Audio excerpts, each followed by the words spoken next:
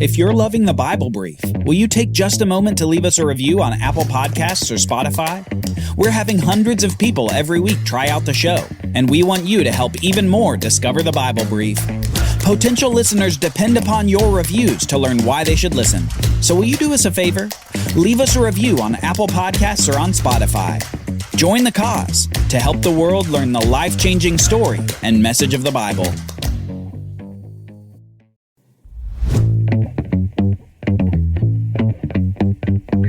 David brings the nation together for a new beginning, but tribal squabbles start another conflict that threatens to devolve into further war. On the Bible Brief.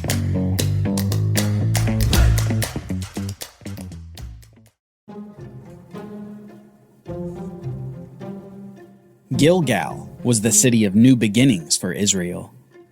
The city where Joshua and his army had come first after crossing the Jordan River to finally come into the land of Canaan. Gilgal's name even had a connotation of new beginnings. It's a name meaning roll, and Joshua named the place Gilgal because of what God had said to him that day around 500 years before. Upon the circumcision of all the males in Israel, God had said, "Today I have rolled away the reproach of Egypt from you." It was as if God was saying, "Your old life is over, and now it's time for a new beginning." The kingdom of Israel also had its roots in Gilgal. After King Saul had successfully defeated the Ammonite siege of Jabesh Gilead, all Israel came to Gilgal to confirm Saul as king over them and to sacrifice peace offerings before the Lord. If there was a place for David to go next, it was Gilgal. That would be the place where peace might have a chance. A place for a new beginning. Absalom was dead. His army was defeated, and it was now time for David to resume his leadership of the nation. Israel was not to be a nation of sheep without a shepherd. No, they were to have David and his descendants rule over them forever. At Gilgal, David will attempt to renew his kingship over the people and reunify the 12 tribes of Israel. But this would be no easy task.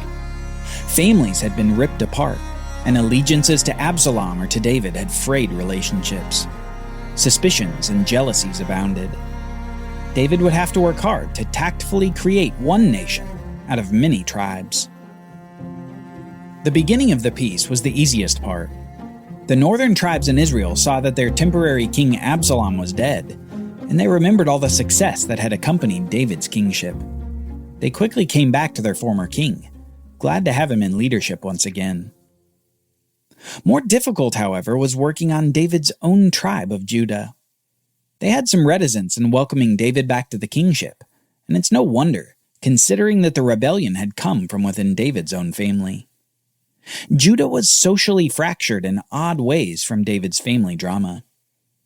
But to win Judah over, David does something unexpected. He makes the former leader of Absalom's army the new leader of his army. His number one commander was no longer Joab, who had killed Absalom. Now it was Amasa. So David effectively unified his kingship with the military head from Absalom, creating unity where lasting division could have mounted. This must have shocked the nation to see a recent enemy become a new right-hand man. But David was strategically trying to stitch together easily torn fabric. Concessions and realignment were necessary to keep the nation together. Now with this appointment of Amasa, Judah saw their king's attempt at peace and honored it. He had gained their allegiance once again. After this, David begins a campaign of pardoning his enemies and rewarding his friends. He pardons a man from the tribe of Benjamin who had publicly cursed him on the road out of Jerusalem. He pardons a man who slandered the son of his best friend, Jonathan. He offers reward to foreigners who had aided him. Overall, David expressed mercy and magnanimity in the face of potential conflict. Then David sends messengers to tell the people that he's headed to Gilgal. Many people from Israel come to meet him on the east side of the Jordan River to escort him across the river to go to the city. David's peaceful overtures have appeared to win the hearts of the people back. We read in 2 Samuel chapter 19, starting in verse 40, that all the people of Judah and also half the people of Israel brought the king on his way to Gilgal. David's tribe shows up in full force, and before even waiting for the rest of the tribes to completely show up, they escort David and his men to Gilgal. Funny enough, David's campaign that began to create peace between the tribes created such intense loyalty to David that tribes began fighting about something else. 10 of the northern tribes of Israel began quarreling with the tribe of Judah, arguing basically about who got a claim to David as one of their own. Next we read this. Then all the men of Israel came to the king and said to the king, "Why have our brothers, the men of Judah, stolen you away and brought the king and his household over the Jordan and all David's men with him?" All the men of Judah answered the men of Israel, "Because the king is our close relative. Why then are you angry over this matter? Have we eaten at all at the king's expense, or has he given us any gift?" And the men of Israel answered the men of Judah, "We have 10 shares in the king, and in David we also have more than you. Why then do you despise us? Were we not the first to speak of bringing back our king?" But the words of the men of Judah were fiercer than the words of the men of Israel. A temporary peace was achieved by David, but among the tribes, differences continued to fester. David was the glue that was holding them together, and for the moment that glue held everything at peace. And everything did hold, until someone from the tribe of Benjamin, angered at Judah's claims on David, breaks the delicate peace. Next we read this. Now there happened to be there a worthless man, whose name was Sheba, a Benjaminite. And he blew the trumpet and said, "We have no portion in David, and we have no inheritance in this son of Jesse. Every man to his tents, O Israel." So all the men of Israel withdrew from David and followed Sheba. But the men of Judah followed their king steadfastly from the Jordan to Jerusalem. All it took was one angry man from the tribe of Benjamin, and the peace that had been quickly achieved was just as quickly shattered. Sheba effectively says, "David will not be our king. If Judah wants to claim him, Judah can have him. But the rest of Israel, we're done with David." Lasting peace was proving elusive for the returning king. Now, days later, after David had taken up residence in his house again at Jerusalem, he apparently makes a strategic decision necessary for peace. Sheba's little rebellion needed to be stifled before the rest of Israel didn't just rebel with him, but united around him.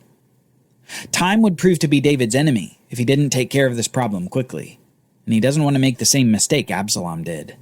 He doesn't want to give Sheba time enough to regroup. Then the king said to Amasa, his new commander, "Call the men of Judah together to me within 3 days, and be here yourself." So Amasa went to summon Judah, but he delayed beyond the set time that had been appointed him. And David said to Abishai, "Now Sheba will do us more harm than Absalom. Take your lord's servants and pursue him, lest he get himself to fortified cities and escape from us." And there went out after him Joab's men, and the Kerethites and the Pelethites, and all the mighty men. They went out from Jerusalem to pursue Sheba. When they were at the great stone that is in Gibeon, Amasa came to meet them. David commands Amasa to quickly amass an army from Judah, and when Amasa doesn't return on time, David commands Abishai, Joab's brother, to take his place and march the gathering force to the place of Sheba. Joab, though demoted in the army of David, accompanies his brother on the march. However, soon the two brothers meet Amasa, who's apparently returning, though late, from summoning forces for the battle. You can imagine the tension. Joab, the angry and vengeful brother, sees his replacement approaching. Amasa sees Joab and knows that David selected him as Joab's replacement. Emotions surely began to mount. Now, Joab was wearing a soldier's garment, and over it was a belt with a sword in its sheath fastened on his thigh. And as he went forward, it fell out. And Joab said to Amasa, "Is it well with you, my brother?" And Joab took Amasa by the beard with his right hand to kiss him. But Amasa did not observe the sword that was in Joab's hand. So Joab struck him with it in the stomach and spilled his entrails on the ground without striking a second blow. And he died. Then Joab and Abishai his brother pursued Sheba. And one of Joab's young men took his stand by Amasa and said, "Whoever favors Joab and whoever is for David, let him follow Joab." And Amasa lay wallowing in his blood in the highway. What an ugly and threatening scene this was. Joab, ever vengeful, offers a feigned gesture at peace with Amasa before grabbing his beard and striking him through the stomach with a sword. Then Joab leaves him there, bleeding out while the army passes by. A ruthless act done in cold blood. Imagine being a soldier passing by Amasa's body. It would almost be a signal to you saying, "Don't get on Joab's bad side, or this is what will happen to you." This fear of Joab causes all the soldiers to fall in line. Joab has now thrust himself back into the lead of the nation's forces. Then the army continues to take on Sheba. And all the men who are with Joab came and besieged Sheba in the city of Abel of Beth-Maachah. They cast up a mound against the city, and it stood against the rampart, and they were battering the wall to throw it down. Then a wise woman called from the city, "Listen, listen, tell Joab, come here that I may speak to you." And he came near her, and the woman said, "Are you Joab?" He answered, "I am." Then she said to him, "Listen to the words of your servant." And he answered, "I'm listening." Then she said, "I'm one of those who are peaceable and faithful in Israel. You seek to destroy a city that is a mother in Israel. Why will you swallow up the heritage of the Lord?" Joab answered, far be it from me that I should swallow up or destroy. That is not true. But a man of the hill country of Ephraim called Sheba has lifted up his hand against King David. Give him up alone, and I will withdraw from the city." And the woman said to Joab, "Behold, his head shall be thrown to you over the wall." Then the woman went to all the people in her wisdom, and they cut off the head of Sheba and threw it out to Joab. So Joab blew the trumpet, and they dispersed from the city, every man to his home. And Joab returned to Jerusalem to the king. The rebellion of Sheba ends not with a bang, but with a whimper. The people of the city of Abel deliver his head to Joab, and with that swift action, the rebellion is stifled. The people of Israel's army return to their homes, and the final nail is put in the coffin of resistance. After Sheba's rebellion, David's power over Israel is secure. Peace, it turns out, was achieved by a wise woman in the city of Abel. A woman who was able to avoid lots of bloodshed by just delivering the rebel into the hands of Joab. While it was rather brutal, it was also rather effective for avoiding the leveling of her entire village by the bloodthirsty Joab. Peace was David's great desire, and it had finally been achieved. After so much bloodshed, both in his nation and in his family, Israel could finally move forward as a united people. The new beginning wasn't everything that David had hoped at Gilgal, but eventually it was achieved. David was strengthened, and rather than continuing internal battles, the nation could again focus on God's priorities. Just as Moses had said, the nation was to love God, follow the law, and take the land. A mandate for a king after God's own heart. David is back and ready to rule.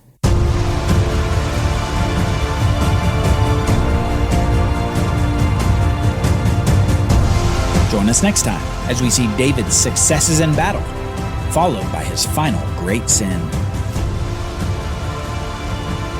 The Bible Brief is brought to you by the Bible Literacy Foundation, dedicated to helping people like you learn the Bible.